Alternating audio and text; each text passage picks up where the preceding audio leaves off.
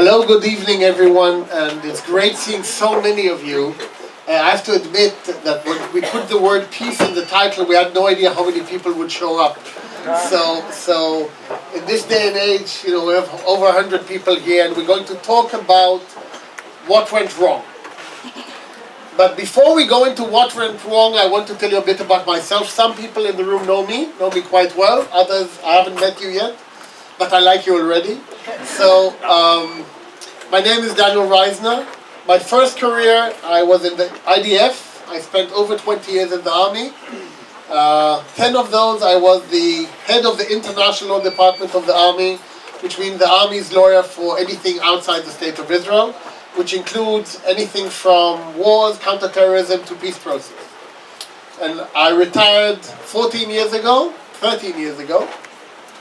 My second career, which started in 1994, was I was asked to join the Israeli-Palestinian peace talks as one of the Israeli negotiators. Later that year, I was also asked to be the draft and negotiator of the Israeli-Jordanian Treaty of Peace. And since 1994 until about 3 years ago, I served as the Israeli government's lawyer for all of the peace process. So I was the sole surviving member of the original Oslo team. I worked with Prime Ministers Rabin, Peres, Netanyahu 1, then we had Ehud Barak, then we had Ariel Sharon. I didn't actually work with Ehud Olmert that much because Foreign Secretary Tzipi Livni asked me to be the chief negotiator, and I said I'd love to, but I retired from government, so I'll do it from the outside. And to her credit, she said no, we only want government employees to be in the negotiation team. So I took 2 years off, more or less. And then when Netanyahu came back, I was called back in, and I was with Netanyahu on the peace process or something like it until 3 years ago when it sort of died on us. So the topic I chose to discuss with you is actually why don't we have peace with the Palestinians, and as opposed to having peace, let's say, with Jordan or with Egypt, which are the two countries we've already managed to become friends with. And there's a lot of ground to cover, and I'm guessing you have a lot of questions. So I'll tell you what I'm going to be discussing with you. I'm going to be discussing two aspects. One is substantive. What are the main issues between us and the Palestinians, and why couldn't we come up with a solution which would work? And the second part is procedural. What did we do wrong that didn't enable us to reach an agreement? And I'm giving you a preview. The second is more important than the first. But let me start with the substance, because this is what most people think is really important. So if we ask ourselves before last week, what is the Israeli-Palestinian conflict about? Most people will say territory. At the end of the day, it's all about who is supposed to get what where. Now, if I want to simplify matters, I usually use the following two narrative stories. Narrative number one, and I told this in class, so don't ruin it. Narrative number one is there was a group of people that were in Europe and they had it really tough and they moved to a new home.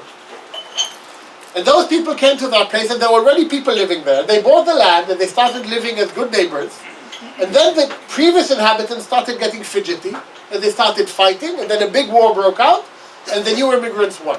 This is narrative number one. Narrative number two, we were living in our homeland and these immigrants from Europe came and they started out nice and then they started taking away all our land, so we pushed back, they pushed back, and we had a war and we lost, and now we are a minority in our homeland. Okay, enough about the American Indians and the United States, let's move to the Middle East. You see, the story I just told you repeats itself throughout history. It's not unique to the Middle East, we didn't invent anything. But when I ask people what is the Israeli-Palestinian conflict about, they all say the land. And I think they're right, because there are two narratives. The narrative of the Palestinians is this is our homeland, and you stole half of it from us in 1948, and we don't want to give you any more than you already stole. And the narrative of the Israelis, this is our historic homeland, and we came back home and there were Jews living here for 3,000 years consistently, and so we didn't steal it from anyone. And if you try to reduce the Israeli-Palestinian conflict into that intractable fight, you will never resolve it. However, I will share with you that every time we started out a new negotiation, Israelis and Palestinians, with new people in the room, the first few sessions are all about history. I remember we were sitting in Egypt, in a hotel, negotiating the Israeli-Palestinian water agreement in 1994. And a Palestinian history professor was on the Palestinian team. And he gave me the following lecture. He said, "Do you know the story of the Jews leaving Egypt?" And I said, "Yep, we have a holiday which celebrates it." And he says, "You know they walked in the desert for 40 years?" And I said, "Check, I'm with you on that." And then they reached the land of Canaan. And I said, "Yep, we agree on that." And there were people living in Canaan. I said, "Yep, that's what the Bible says." And he said, "Okay." And the Jews were stronger and they occupied Canaan. And said, "We are in full agreement." He says, after them came the Christians. This is what he said. And the Christians were stronger. And so they threw out the Jews. That's not exactly the sequence, but it doesn't matter. And now those same local inhabitants who were there before, when the Jews came in, when they saw the Jews were stronger, they all became Jewish. And now that the Christians came in, they all became Christian. And then the Muslims came, and they threw out the Christians. And so all the people who used to be Jews and later became Christian, now became Muslims, because being Muslim is now the right thing to do. So he said, "You know what the story really is?" And I said, "No." He said, "We are the descendants of the real inhabitants of Canaan, and you guys are just immigrants from Europe." Now, what do you respond to that in a negotiating team? So I actually looked at him and said, "You know what? You gave me a solution to the issue." He said, "What solution?" He said, "If you guys change religion every time someone is stronger, I have good news, we're stronger again. So be Jewish." However, going through that venting process is a requirement in every single round of negotiation between Israelis and Palestinians. Not only on the Palestinian side, some Israelis need to vent about terrorism, about all the bad things the neighbors have done to us, and without getting through that process, we never get anywhere. But if we go back to the substance, we are currently at the stage where there are no negotiations. But when there were negotiations, you will not be surprised to learn that we weren't that far off. I mean, what were we negotiating over the last 10 years? No one is claiming anything from Israel, so that's out of the equation. Gaza, Israel gave back to the Palestinians in 2005 unilaterally, so that's not on the equation anyway. I mean, Hamas took it from the Palestinians in 2006, but that wasn't our fault. And so we're all focused on the West Bank. 40% of the West Bank we transferred to Arafat in the 90s. So no one's thinking of taking that back. So we're now focused on 60% of the West Bank. That 60% is all we're talking about. And in that 60%, we have had discussions with the Palestinians ranging from, we will give you, the most Israel ever offered, we'll give you 95% of the territory, and you leave 5% with us. And the other side of the equation in the negotiations was about 80-20. In other words, in numerical terms, the differences were not insurmountable. Of course, it's much more complicated than that, because we have the Israeli settlements, and we have people from both sides fighting for control of territory. But really, when you look at the negotiations on territory and you transform them into numbers, they were never the stumbling block which caused us not to reach an agreement. So let's move to issue number 2. If it's not territory, then it must be Jerusalem. Now, to be fair, Jerusalem is the toughest nut of all of the negotiations. But Jerusalem is actually 3 separate issues. Issue number 1, where will the border between Israel and Palestine be in Jerusalem, if at all? This is part of the territorial question. It's not more complicated or less complicated than the other territorial aspects I talked about. And there are some Arab neighborhoods of Jerusalem where all of us at the negotiation team understood that if and when we make a deal, those will be part of Palestine. The second question was the old city of Jerusalem. Now, the old city of Jerusalem, I assume everyone's been there. In the books it says There are 4 quarters to the old city, right? The Jewish, the Muslim, the Armenian, and the Christian. Just checking your weight, beers and so on. Okay. And so I remember in Camp David, President Clinton came up with this, forgive me for saying so, crazy idea of splitting the old city 2.5, 1.5. He said, Israel will get the Jewish quarter and half of the Armenian quarter, and all the rest will go to Palestine. And that didn't work. It didn't work not because we said that the division is unfair. It's because if anyone has ever been to the old city, you can see that Christians live everywhere, Jews live everywhere. There are few Armenians left, but no one cares. And the reality is that it's so intermingled and intermixed that the distinctions don't matter anymore. There are mosques in the Jewish quarter, there are churches in the Muslim quarter. I mean, everything is everywhere. The infrastructure is intertwined. All of the services are combined.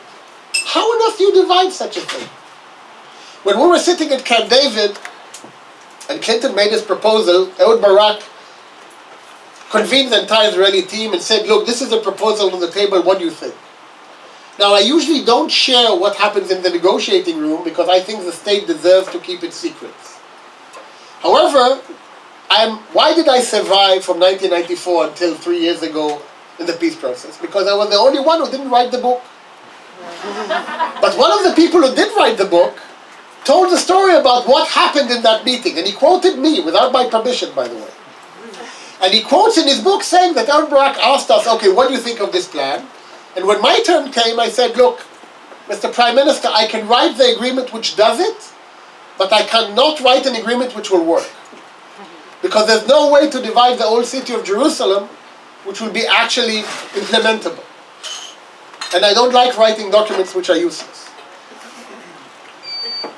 So we do not have a good answer for the old city yet, although there have been dozens of creative ideas. Some people said, why don't we create an international council to govern the old city? An international police force from a different, let's say, bring Vatican guards, Muslim guards, and Jewish guards and put them together, and it sounds like a joke or beginning of a tragedy, depending on what could happen, right? We came up with all of these crazy ideas, none of them flew. But you know what? In spite of the fact that we never came up with a workable solution, I still believe that even that issue could have been resolved. But the most difficult issue within Jerusalem is what we call Temple Mount, the mosques. Now, if it weren't so sad, it would be funny. I'll explain. When we were at Camp David, Yasser Arafat actually really said that he doesn't believe us that Temple Mount is holy to the Jews. So much so that the Americans had to bring a British Encyclopedia of Archaeology to prove to him that it says holy to Jews and Muslims, because he didn't believe it. And when asked, how can you not believe it? He says, because they're not allowed to go on it, so how can it be holy? So the explanation, of course, is the following. We had 2 temples on that hill. They were both destroyed the same day, which happened to be yesterday, yes. Or day before yesterday? Yesterday. And inside the temples, we had the Holy of Holies, which religious Jews, no Jew was allowed to enter the Holy of Holies except the high priest. And religious Jews don't dare step on where the Holy of Holies used to be, therefore they're not allowed to go to Temple Mount. That's a short version of why it's holy for Jews. However, as is common in all of the world, and especially in the Middle East, when a new power comes and occupies territory, the first thing you do, you take the holiest sites of the previous guys and you transform them into your holiest sites. So that's why there are mosques on Temple Mount. And that's why the Christians actually intended to put churches there as well, but that's a different story. So we are actually both in love with the same hill. Now, the problem with that, therefore, is when we reach the negotiations, if we do reach a 2-state solution, what do we do with the Temple Mount? But here's the tricky part. You know, when you teach negotiations classes, which I do, you tell people to distinguish between interests and positions. Positions is what you say, interest is what you want. So the Americans drilled down and said, guys, what do you, the Israelis, care about Temple Mount? I mean, it's full of mosques. And we said we only care about what the temples used to be, which is actually now underground. And then they went to the Palestinians and said, you care about the mosques, right? And said, absolutely. So the Americans came up with this interesting idea and said, so why don't we do the following? Let's give the Palestinians control over the top of the hill. Let's give the Jews control of the inside of the hill. And immediately one of the questions asked, who gets sovereignty? And you know what the answer was? Let's leave that to God. Neither side accepted that. And Temple Mount, if you saw what happened last week and 10 days ago, is probably the powder keg of the entire region. If something happened there, it could destroy the entire Middle East. And so, I'll be frank with you, we never came up with a workable solution for Temple Mount. But in spite of what I just said, I still think we could have done an agreement without solving the old city of Jerusalem and Temple Mount, because you know what?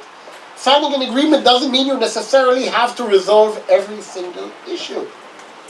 Sometimes you agree to continue to negotiating other stuff. And if I were to show you the Israeli-Egyptian Treaty of Peace, I can show you several issues which we left for the future. So what else do we have on the agenda? We have security. Now when we say security, we mean several things. We, Israelis, want security from Palestinians and from Palestine, right? So when we say that, we say, first of all, we don't want you guys killing us anymore, which I think is a reasonable request. And then we say we don't want our enemies from afar coming through you to us. And as a result of that, we came up with an incredibly long list of security requirements. For example, Palestine will not be militarized. You won't have an army, you'll just have a strong police force. We will have the right to establish bases in Palestine for warning against enemy attack coming from the east, which could be Iraq, or could be Iran, or could be who knows who. You won't have the right to control your airspace because it's joined with us, so we will have a combined airspace with us having overriding power. All sorts of lists.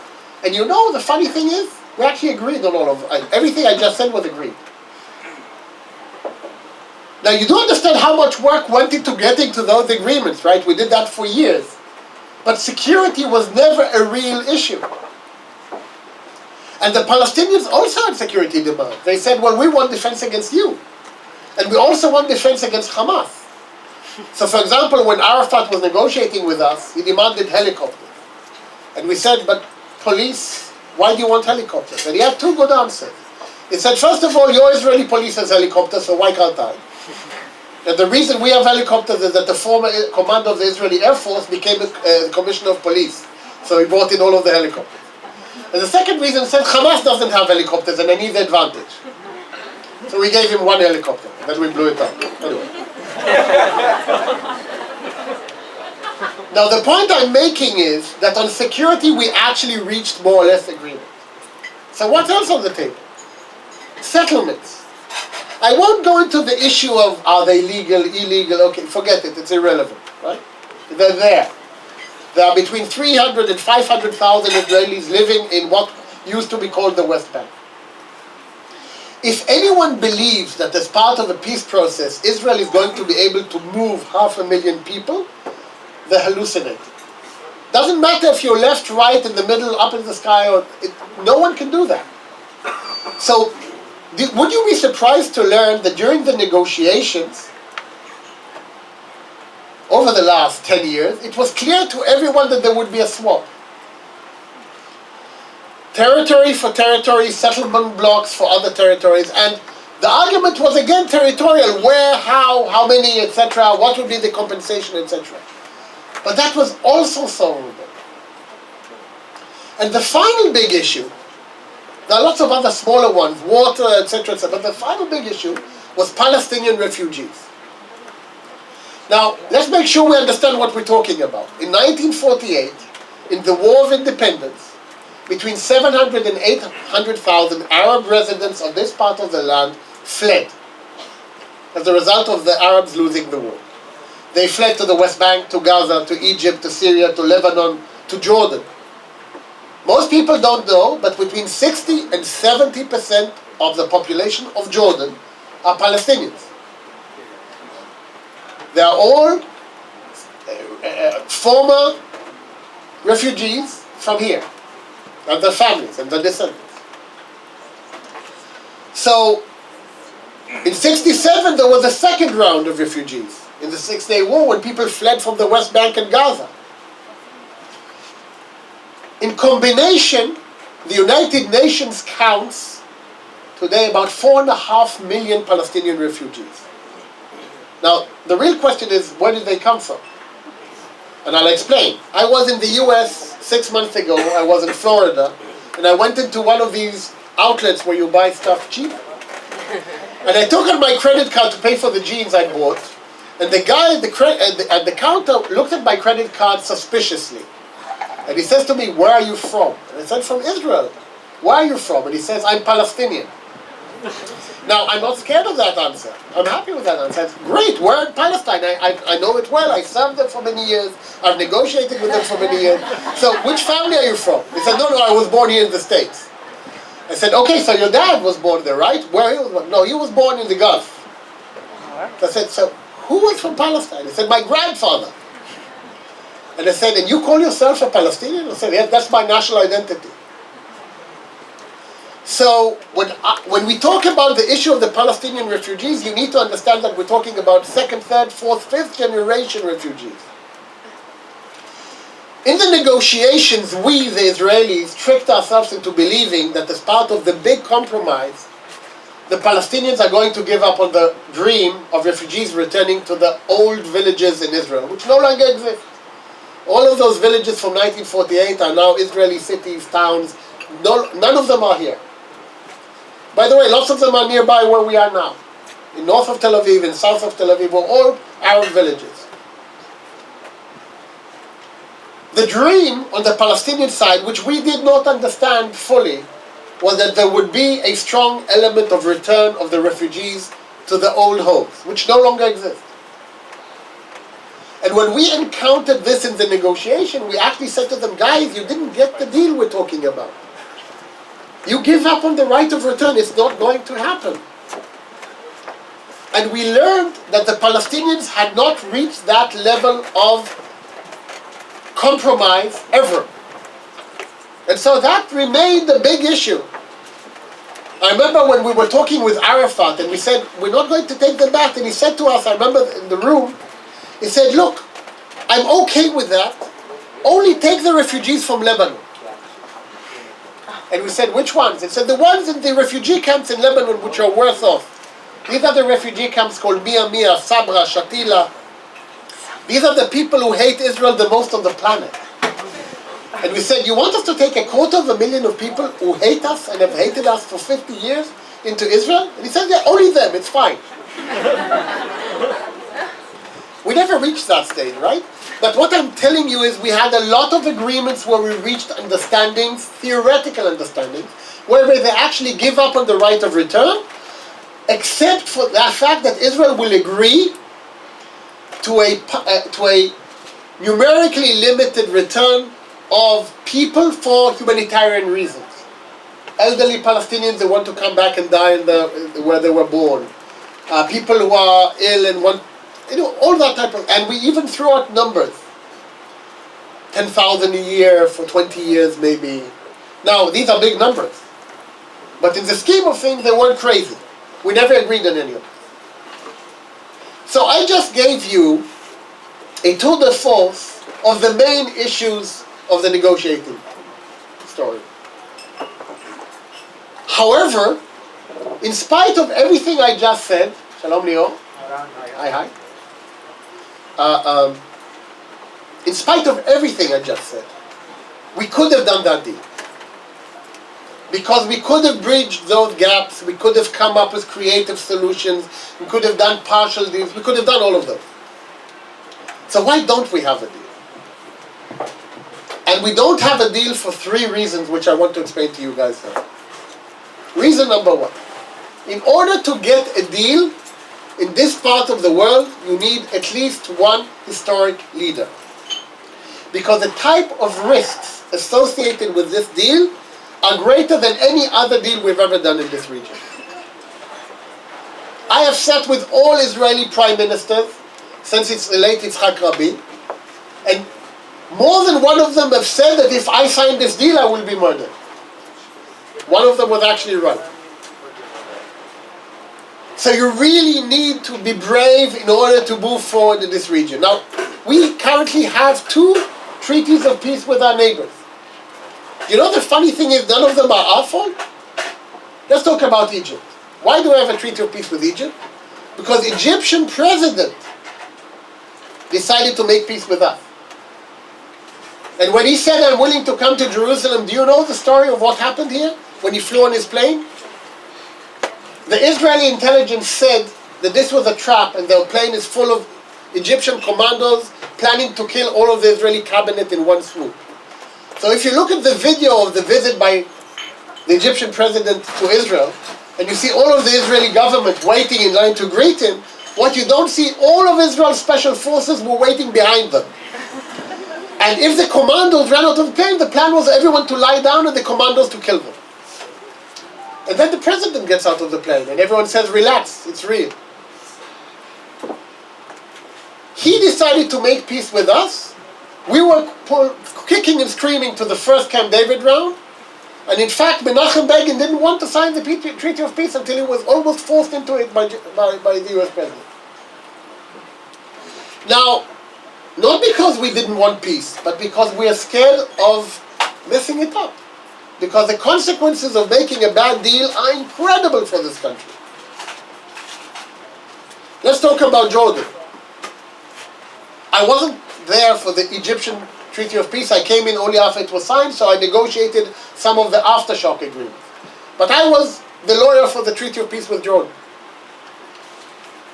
The personal relationship between King Hussein and Yitzhak Rabin was incredible. They were close personal friends. But King Hussein was also one of the only 2 people I've ever met in my life who actually had charisma. He was small. He talked so slowly that you could read a book between words. But you couldn't stop listening to him and saying to yourself, this is how a king acts. I was sitting there the last night of the negotiation in the king's palace in Amman. And we were stuck on a very important point. What was the point?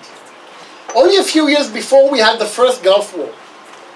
And the Iraqis had fired rockets above Jordan to Israel, to Tel Aviv. The Jordanians had sided with the Iraqis publicly because of the Palestinian population in Jordan.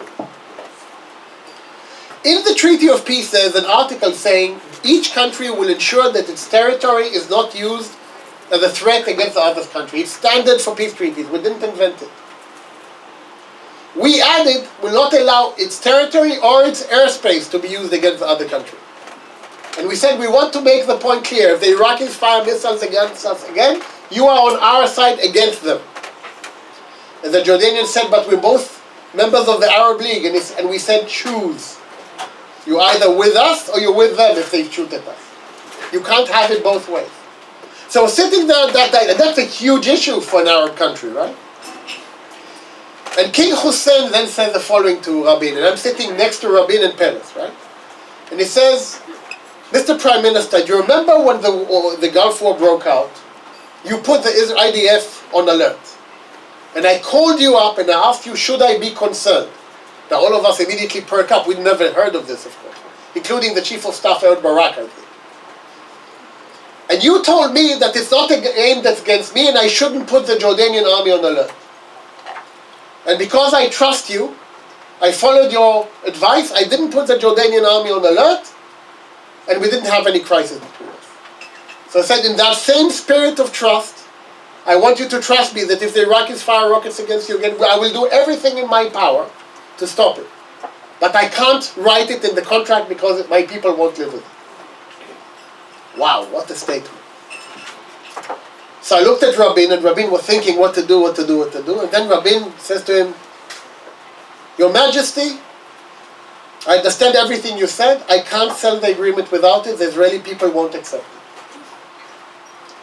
So all of the Jordanian delegation start explaining to us why it can't fly in Jordan, and all of the Israeli delegation, we explain to them why it can't fly in Israel, and we have this back and forth, the Prime Minister, and the king is silent. And then he raises his hand, and you know, Israel is a democracy, so everyone talks at the same time. In Jordan, he raised his hand, they all fall quiet. And he says, I agree.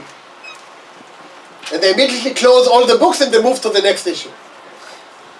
Do you understand the type of relationship and trust that that requires in the room that night?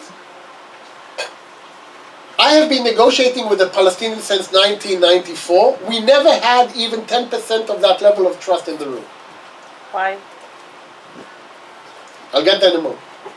So the point I'm making to you is that the only way we will ever get peace if we get at least one historic leader willing to take historical chances.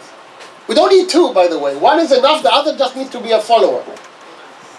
But the reality is the size of the stakes of this gamble are so big, you need a leader with such a willingness to almost sacrifice themselves for this cause that they're willing to take this historic chance. We haven't had such leaders for many years. That is one. The second thing I'm going to share with you is a very sad reality in the Middle East. If someone today, I ask someone in Israel, should we give up the Golan Heights to Syria? Everyone would laugh at me. Syria? Really? The country dissolved 4 years ago. It's split between 16 different factions. The Russians just set up a huge base close to Israel. It doesn't exist anymore. So even if the Golan Heights belong to Syria, and they do belong to Syria under international law, we have no one to give them back to. We don't need to do anything anymore. And that would be the consensus not only in the Israeli left, right, also in the Israeli left today. Why are people saying this? Because we already have 2 generations of Israelis who grew up with the Golan Heights within our hands. And so these generations don't even understand the idea that we should give up that territory to someone else. This is something my grandfather was involved in. Why does it impact me? The more time passes, the more generations grow, getting used to the current situation, the less support there is for compromise. However, here's the sad part. The sad part is we now know that Israel only makes historical compromises after we get hit. Let's think about it. We only made peace with Egypt in 1979 because of the Yom Kippur War. We only did Oslo with the Palestinians because of the first Intifada. Ehud Barak left Lebanon in 2000 unilaterally because of Hezbollah. Ariel Sharon left Gaza unilaterally in 2005 without an agreement because of Hamas. What is the lesson we are giving everyone in the Middle East? That Israel compromises out of strength or out of weakness? The answer is always out of weakness. Now this is a natural phenomenon for people, because when you're strong, why should I compromise? But when you're weak, you should compromise. But that's the worst point in your life to compromise, when you're weak. Unfortunately, the neighbors are just as bad. So the reality is that the only chances we really have to initiate a real negotiation is when both sides realize that the alternatives are worse. And we're not there. I mean, why do we need to negotiate with the Palestinians today? Look at this place. Tel Aviv is thriving. Do you really want to start giving out parts of Israel now? Why should we?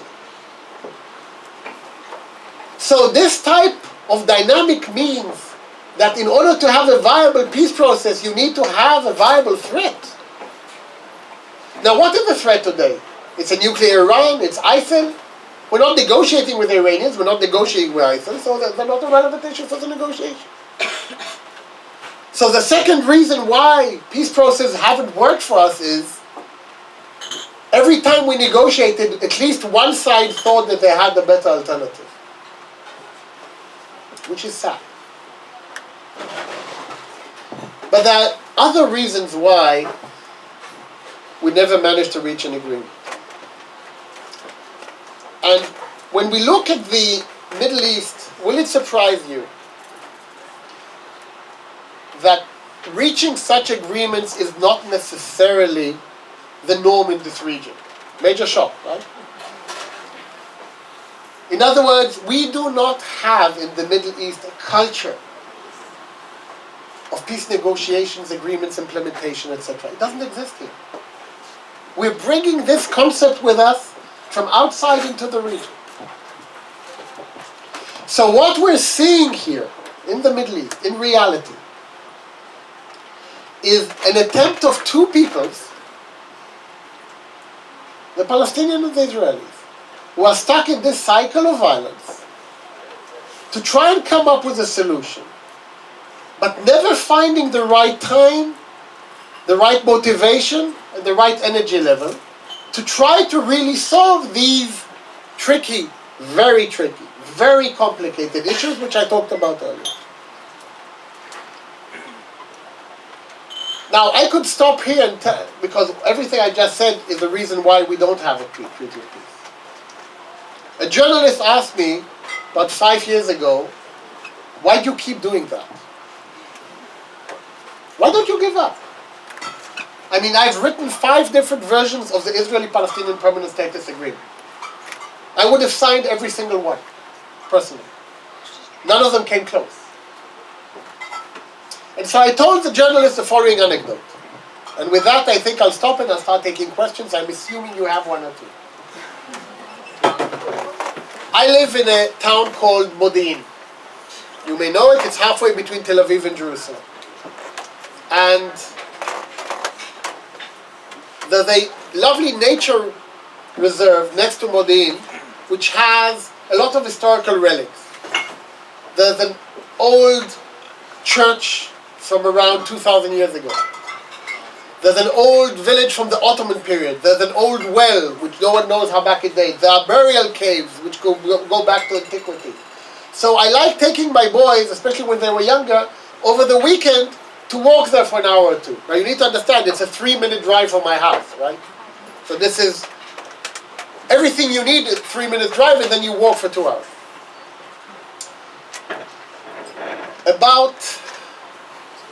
This was about 6 years ago, on a Shabbat, on a Saturday, I took my 2 elder boys with me to that area. And we climbed the hill to where the well is. And when I reached the top of the hill, I saw a group of 6 young Palestinians standing next to the well. So there I am with my 11 and 9-year-old boys, and 6 Palestinian youths of ages 15 to 17 look like, are standing there next to the well. Now this is an event, because I see 6 Palestinians of, let's say, stone-throwing / dangerous age. They see 1 adult Israeli with a gun, because I had my gun, because I don't go in those areas without my gun. So we all freeze. My boys, by the way, don't understand anything. And I'm trying to figure out what I'm supposed to do right now. And then I see that one of the Palestinian guys had a cell phone camera and was actually in front of the group, and it looked like he was planning on taking the picture. So I walk up to him and I say, give me the camera. Now, I'm a guy with a gun. He gave me the camera. I said, stand in line. He stood in line. And I took the picture. And when they realized I wasn't crazy, they relaxed. And so the anxiety diffused. And they played with my boy. They helped them draw water from the well. We had a lovely 10 minutes on top. We waved goodbye and we walked away. I was so happy with myself. Walked down the hill. And while we were walking, starting to walk towards the car, I realized that I had left my camera cover. We still had cameras 6 years ago. You remember those things? So I had a camera cover for my camera and I'd lost it. So I asked the family who were passing by if they'd seen the camera cover, and they said we saw it on a stone next to the well. So apparently I'd left it there when I'd, congregated with the Palestinian thing. And then I'm thinking to myself, okay, should I walk up the hill? It's another 15, 20 minutes up the hill for a $25 camera cover. Now come on, I'm a senior partner in Israel's biggest law firm. I go to the car, okay. However, when we start walking to the car, I hear a shout from the top of the hill, and I see two of the young Palestinians waving to me like this and making waves saying, stay where you are. And they run down the hill, and it takes about 5-6 minutes of running to get down to where I am. And I see that they're carrying my camera cover with me. So they bring it to me, and I take it, and I say thank you, and they don't speak Hebrew, and my Arabic is rubbish. So, you know, and I thank them, I ask where are they from, they say the nearby village, everything is fine. I say thank you again, and we part. When we walk toward the car, my then 11-year-old eldest son, who is really, really smart, says to me, Daddy, you know what I just realized? And I said, no. He said, you know, not all Arabs are bad. And I said to him, Jonathan, where did the underlying presumption come from? You know what I do for a living, right? He says, oh, come on, Daddy, everyone knows that all Arabs are bad. That's my son, with an IQ of 160. This is what he says to me in my house. If this is what my son thinks, imagine what other people's kids think in this country. And I can tell you what my Palestinian friends' kids think over there. So I said to the journalist, for their sake, it doesn't matter how many times we fail negotiating peace, we only need to get it right once. All the rest doesn't matter. So I'd like to end this presentation by saying to you, this is not the best time to discuss peace, because we have no real peace initiatives on the table. However, I personally am unwilling to accept the fact that this is a lost cause. It's just a question of trying until the right constellation of stars happens and we can have a viable process again. I have no idea what it will look like, 2 states, 3 states, 4 states, 6 states, I don't know yet. But the alternative is worse. I'll stop now and I'll take questions.